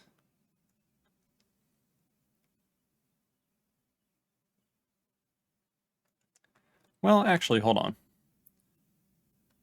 No, yeah, I wait because I want to fire off Burning Inquiry and Street Wraith when I already have Flameblade Adept. So let's discard Root Wall, I get the Madness trigger, cast it for free. Oh my god, my mouse is not cooperating. Cast with Madness. Create a food. Cool. Now we have two, which means if we get an Asmore down, we'll be able to do stuff with that. Play Flameblade Adept. Get back a Vengevine. Yes. Okay. Oh my fucking god. Yes. Okay, it looks like it's working better now at least. And we're playing an aggro deck, so we kind of just gotta hit them. And if they have Death Shadow, we'll feel bad. But if not, we'll feel great. So we'll see. Opponent fetches. Do they have removal? That'd be interesting. Fetch down to 17. It looks like they're going to remove the Vengevine here. Yeah, they bolt Vengevine. I mean, it only conserved them one life, and they lost a bolt because of it, and it's relatively easy to get back Vengevines. So I don't think that was necessarily the correct play. I think it might have been better to hold that for the Flameblade Adept since it's a bit harder to block. But I'm okay with it. Plan currently is to go end of turn fetch with Scalding Tarn, and then see what happens on our turn based on what we draw for turn and with our Street Wraith, and probably with Burning Inquiry. I wonder if opponent kept a low land count hand again. That'd be interesting. They might have kept a one-lander on the back of two Mishra's Baubles. They have a second land. They play Stomping Ground. They play Tarmogoyf. Okay. Let's fetch. Tarmogoyf brick walls us pretty bad, which is a little unfortunate. But if we draw an Asmo, we're in decent shape at least. Let's cycle Street Wraith. Buffs up Flameblade Adept. Draw Wooded Foothills. Play Inquiry. See what we get. Nothing. Nothing at all, my god. We have double land in hand, which absolutely stinks. And we can attack for 5 and make it 6, I guess? I'd rather just attack for 5 and leave up the free discard if we draw an Asmo, though. Because Asmore is our most reasonable way to actually get Goyf out of the picture, and then we can start attacking with Root Wall, too.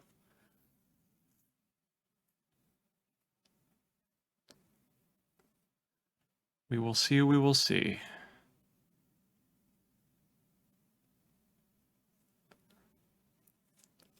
My Inquiry luck has not been where I want it to be.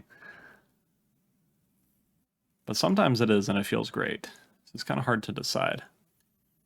Let's see what our opponent does on their turn. Are they going to attack us? They do. Interesting. They must have another creature or removal for Rootwalla, I think, then. Probably have like a Death Shadow here.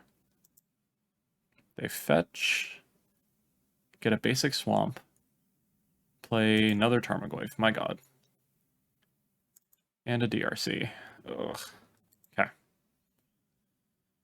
We draw Rootwalla, not where we want to be.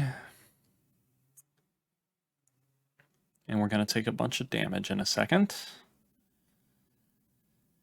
Which is also not where we want to be. Rootwalla could make it to where we get back Vengevine, I guess, next turn.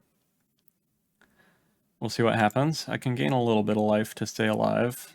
And I can chump block with a Rootwalla. I don't think I'm going to chump block with the Flameblade Adept because I think I need the possible chunk of damage from this to actually be able to carve my way out of here somehow.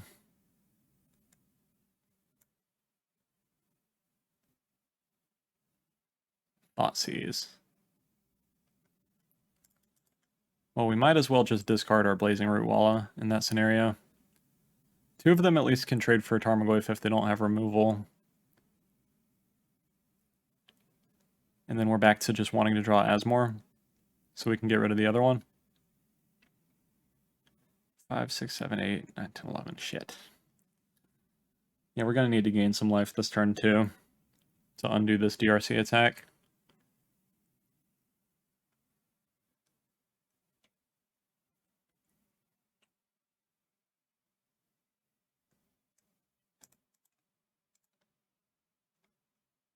Discard Rootwalla, get it for free. Opponent gets to look at our mountain.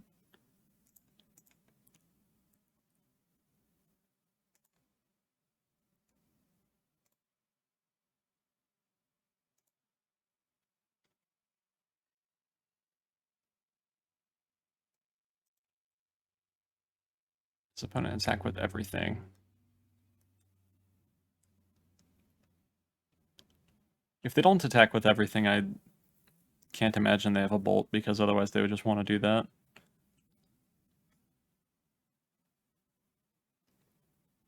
Yeah, they don't. Okay. That's nice at least. I don't know how we get back Vengevine or necessarily get rid of Tarmogoyf right now, though, which kind of sucks. Let's gain some life with the food token and hope that we draw Asmore, I think. Still. Yeah, Asmore gets rid of a Goyf, and then Flameblade Adept can get in for 2. We'll see. We'll see. If I draw Asmore, will I have even wanted to gain life with the food token? It might be better to just wait and not eat them yet. Because if I play Asmore, I will have made another food token. I'll have 4. I'll be able to kill both the Goyfs. And then I can just get in for lethal. Alright, Asmore off the top. Come on. Burning Inquiry. That could technically find us an Asmore. We'll see. Cross your fingers for me. It grows Flameblade, so if we get rid of one Goyf, there's a decent chance we can get there from here if we find Asmore. They will still have some amount of things in their hand, so they could have removal. We will see about that as well.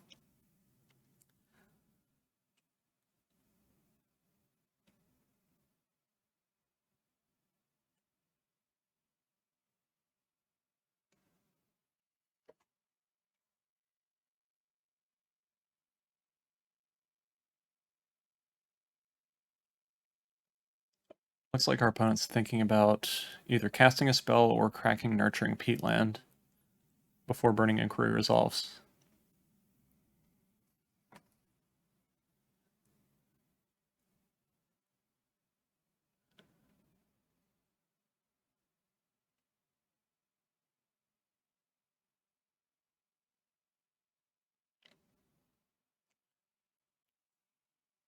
Okay, they're tapping mana, they're going to play Riveter's Charm. Okay, so we sacrifice a Rootwalla, is what that means. We find a hollow one, which is kind of something. It doesn't really save us, but it's something to play at least. And we can't really attack with this Flameblade Adept. Because we have to be able to block. Opponent has 1 card in hand. Basically 3 because they're going to draw a card for turn and draw a card with Peatland. So they have a lot of looks to find a Bolt or similar. What do we do? If I attack, they have to let either Flameblade Adept or Blazing Root Walla through. Then we gain 3 life, we chump block a Tarmogoyf with a hollow one, and we can't even gain 3 life if we activate Root Walla, so that doesn't really make sense as a thing to do.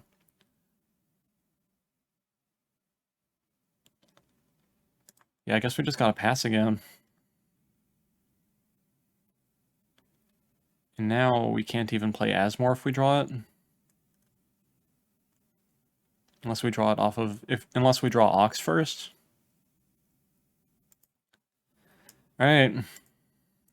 Pass the turn. Man, this is not going very well.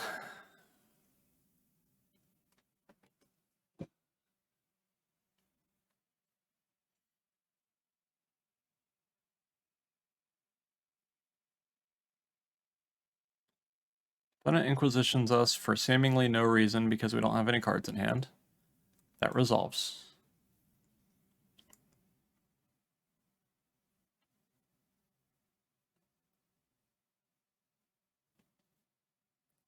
Opponent draws a card with Nurturing Peatland. They have 1 card in hand.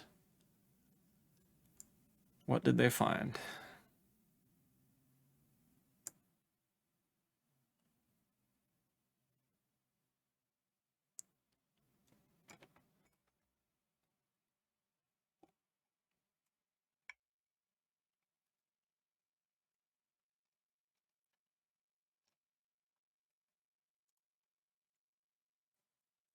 Opponent attacks for 3 with DRC. I'm going to go ahead and gain life. As long as they keep not attacking with Tarmogoyfs, I can at least stay alive and float for a little while. We draw Asmore hilariously, now that we can't play it. So let's pass. Maybe our opponent just won't do anything again. We will see, I guess. If they let us actually get Asmore down and get rid of a Goyf, I think we have a decent chance. They're going to have 2 cards that they have access to is the thing. And they have very much control of the board. We can afford to gain 3 life and then still be able to activate Asmore the next turn. The dream is we draw like Blazing Root Walla. So we can discard Root Walla, cast it, cast Asmore, get back Vengevine, activate Asmore, and then have a Hasty Boy. And probably lethal. Well, it has Unholy Heat for Flameblade Adept. Okay. I feel like they're going to attack with the Goyf this turn. 1 card in our opponent's hand. I think I just gotta trust that they don't have a Lightning Bolt, and if they attack with everything, just chump block with Blazing Root Walla and gain some life.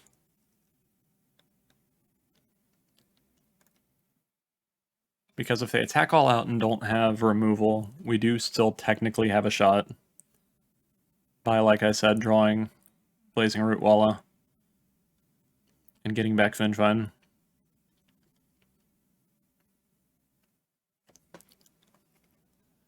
And we can still at least chump block some stuff and gain some life, I guess. We will see. Cookbook has kept us alive really well this game, even though we haven't been able to activate Asmore yet.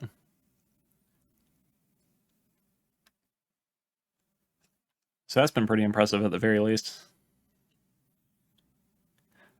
We've seen 1 Root Walla, right? Yeah, just 1.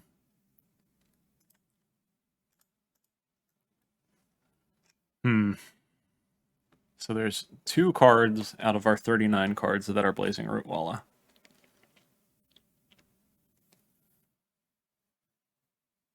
If they attack all out, a Flamewake Phoenix would also do it, but we sided that out, right? I think. Yeah, we sided out Phoenix, unfortunately.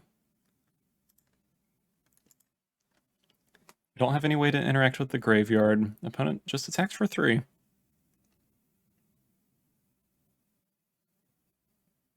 Do I eat the food?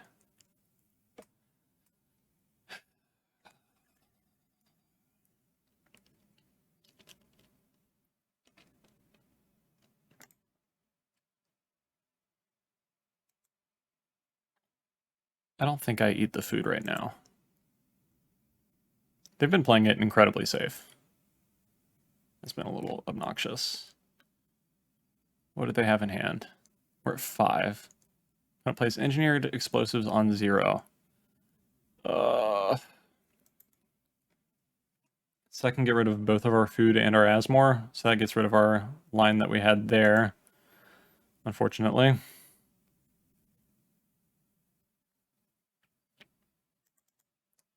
So we're going to gain life here. God, why do they have to have the EE as the last card? This game has actually been surprisingly close. We'll see what actually winds up happening. I kind of hope they just pop EE now and get rid of the food. Of course, they're not going to do that, though. Flameblade Adept.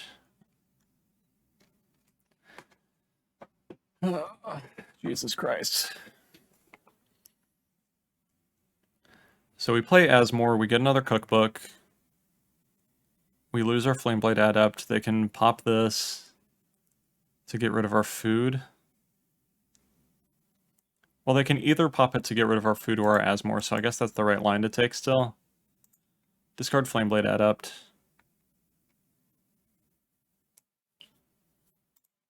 Play Asmore. Do they pop EE in response?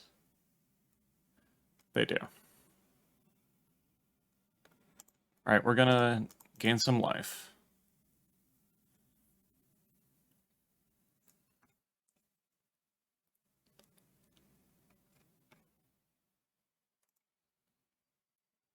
We're gonna get another cookbook. So the dream draw now is an Ox. Because that would let us draw enough cards to where we can activate Asmore next turn.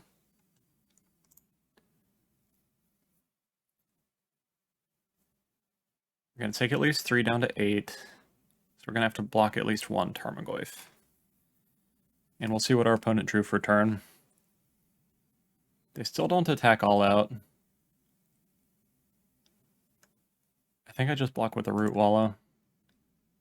Again, they probably have Temur Battle Rage somewhere. Is it worth double blocking with Hollow 1 Asmore? They probably kill the Asmore.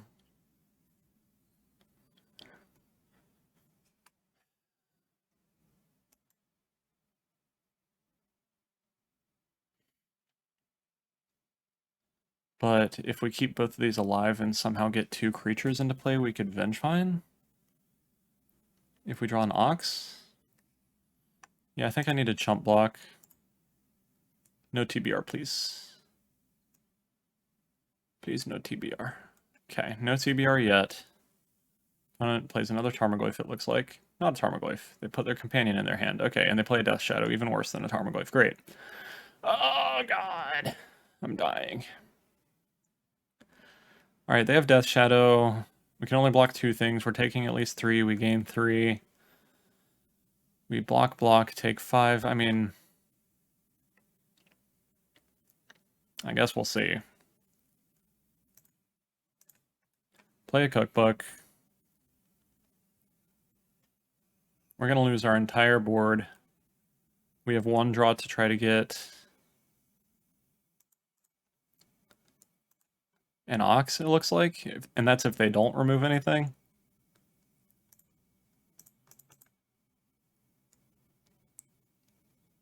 So I think we can survive 1 Alpha Strike. But that's it. And we just gotta bless up that we draw an Ox and then like the perfect chain of cards afterward. We have to draw like Ox, draw into a Vengevine, and then something else that we can play. So we discard Vengevine to Cookbook, and they have to not have a Bolt. I guess we'll see. Block, block, take 8.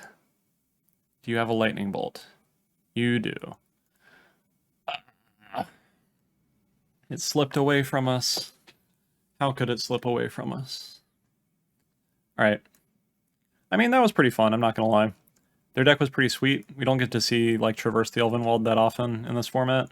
So I like seeing a different take on Jund, and I'll see you in the next one. Alright, round 5 with Hollow One. We are on the draw. This hand seems reasonable, so we will keep. We have a couple good discard outlets. We have some payoffs. Seems like a reasonable hand. Opponent plays Sacred Foundry, Shocked In, Rift Bolt. Basically can't be anything but burn. We draw another Vengevine. Interesting. Let's play Cookbook and pass. So there is a possibility that if we play Goblin Lore, we're going to be able to go Hollow One and another free spell and get back Vengevines. Seems pretty sweet. And Cookbook helps out a lot against burn, because we just get some incidental life gain off of it. Eidolon, hopefully we don't really care that much about that. Discard a Vengevine, untap, we draw. Insolent Neonate.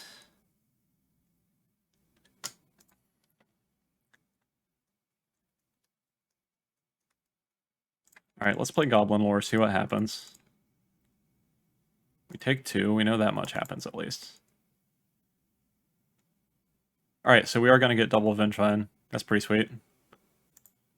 Cast a Hollow One. Discard Rootwalla. We take 2, but we get a bunch of damage into play. Where were these hands earlier?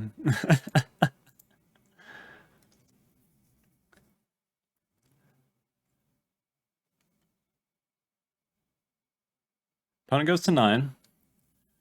They have Painland in play, and they play a fetch land. So they're going to need to either kill us somehow or start blocking. They can't play a bunch of spells either. They kill a Vengevine, that's fine. They go down to 5. They play another spell, they take 2, and it looks like we Eidolon locked our burn opponent. Yep, we Eidolon locked them. Well, that's just funny. Alright. Where were these hands earlier? My god. Alright, and against burn... What do we bring in against burn? Fury is probably reasonable. I think Foundation Breaker is pretty good too, because they're probably going to bring in Rest in Peace. And they definitely have Eidolon. But we might just not sideboard in anything. Could be a line too. I think Ox is a little bit on the slow side against them, so we can at least cut one of them. We probably cut a Phoenix, and we'll just have the Foundation Breakers in case they have Rest in Peace, because otherwise Vengevine and Ox are pretty dead. Worst case scenario, we'll either have a Foundation Breaker that is just like a shitty creature, or maybe we can use it to blow up an Eidolon.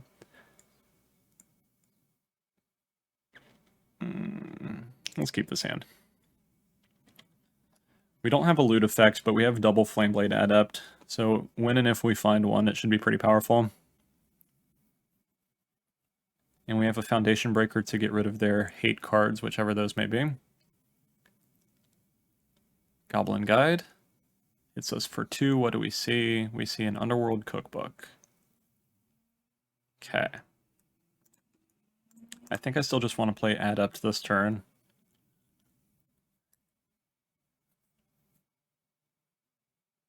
Opponent plays Scalding Tarn. Fetches to 18.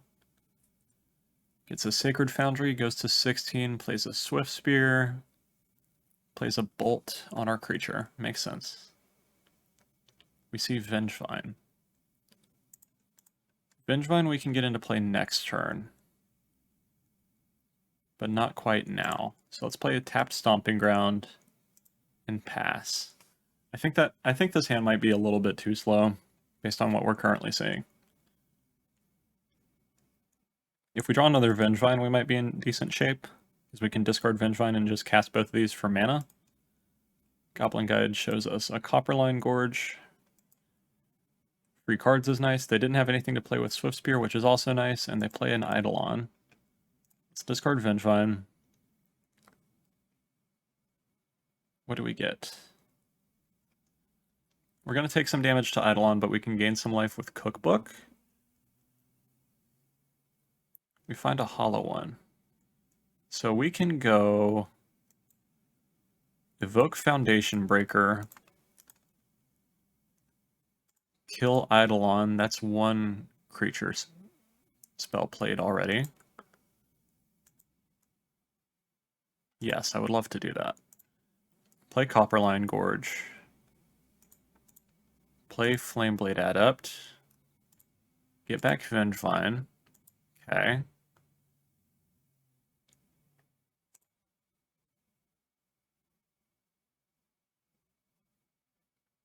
And I think I just hold back Vengevine to block with.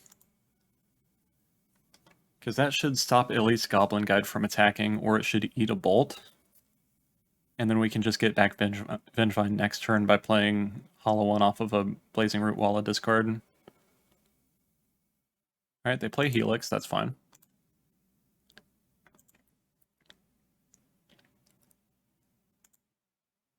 We see a Burning Inquiry. Okay. We take 4. Our opponent has 3 cards in hand. We will discard Ox.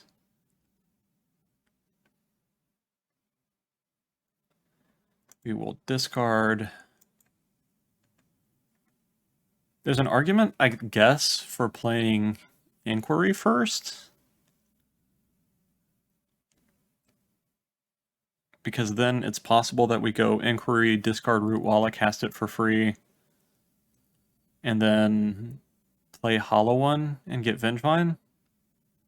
And then we can also gain life. Is it worth taking that line, though?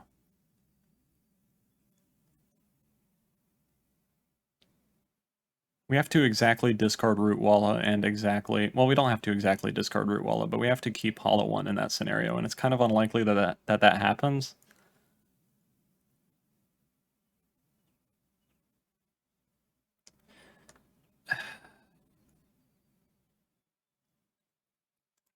I'm playing Hollow One. I'm not here to play it safe. We kept the Hollow One. Bless up. Hell yeah. That way we get in for way more with Flameblade Adept, too. We actually drew another Hollow One, so we might not have kept that one exactly. But we're going to get in for a bunch of damage now, and we can gain 3 life this turn as well. Now we're closer to having Ox come back, too. So let's attack for 8, put our opponent to 8. We are out of dead range currently.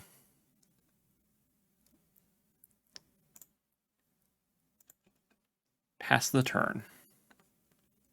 We also got our opponent to discard straight gas. So they might be a little flooded now, possibly, if we cross our fingers. Opponent plays a land. Does not play a spell yet. We did flood them. Okay. We draw Flameblade Adept. Is it worth doing anything before combat? I don't really think so. Our opponent's so close to being dead. I mean, I guess we go... If we play Neonate, discard Flameblade Adept, we can get at least 2 Flameblade Adept triggers here. So that's probably worth it.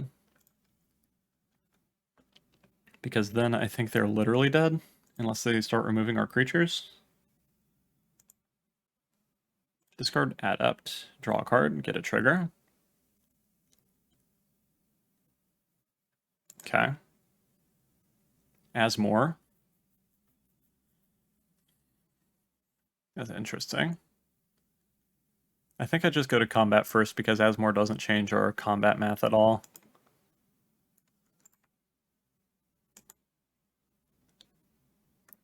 One, two, three, 4, 5. Yeah, let's force them to block.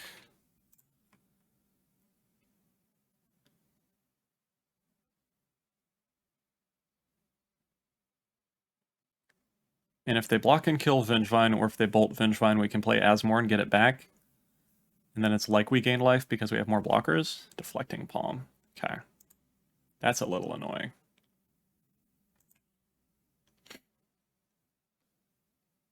I assume they put that on one of these. They put it on Vengevine. 4, 5, 6, 7. Okay.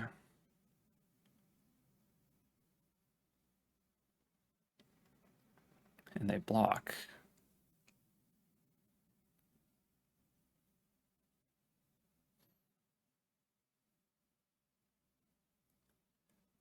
Is it worth 1 life effectively to get Goblin Guide out of play? I think so.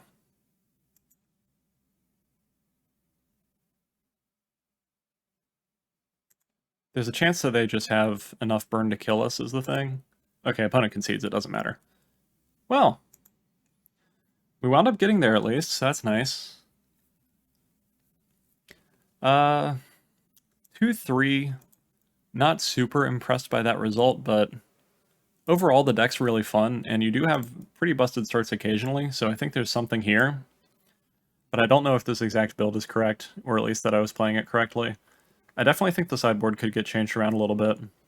Let me know what you think. The initial version of this deck that I was playing was a rip from somebody that was playing at, I think, Haruruya. It was definitely a Japanese tournament.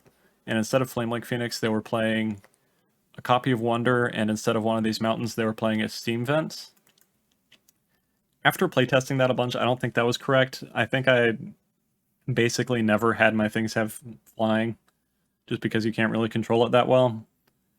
But yeah, let me know what you think, and I'll see you in the next one. Hey everyone, Shoe Nice again. Well, basically, go subscribe to Tez's YouTube channel. And for those who made it to the end of the video, thank you.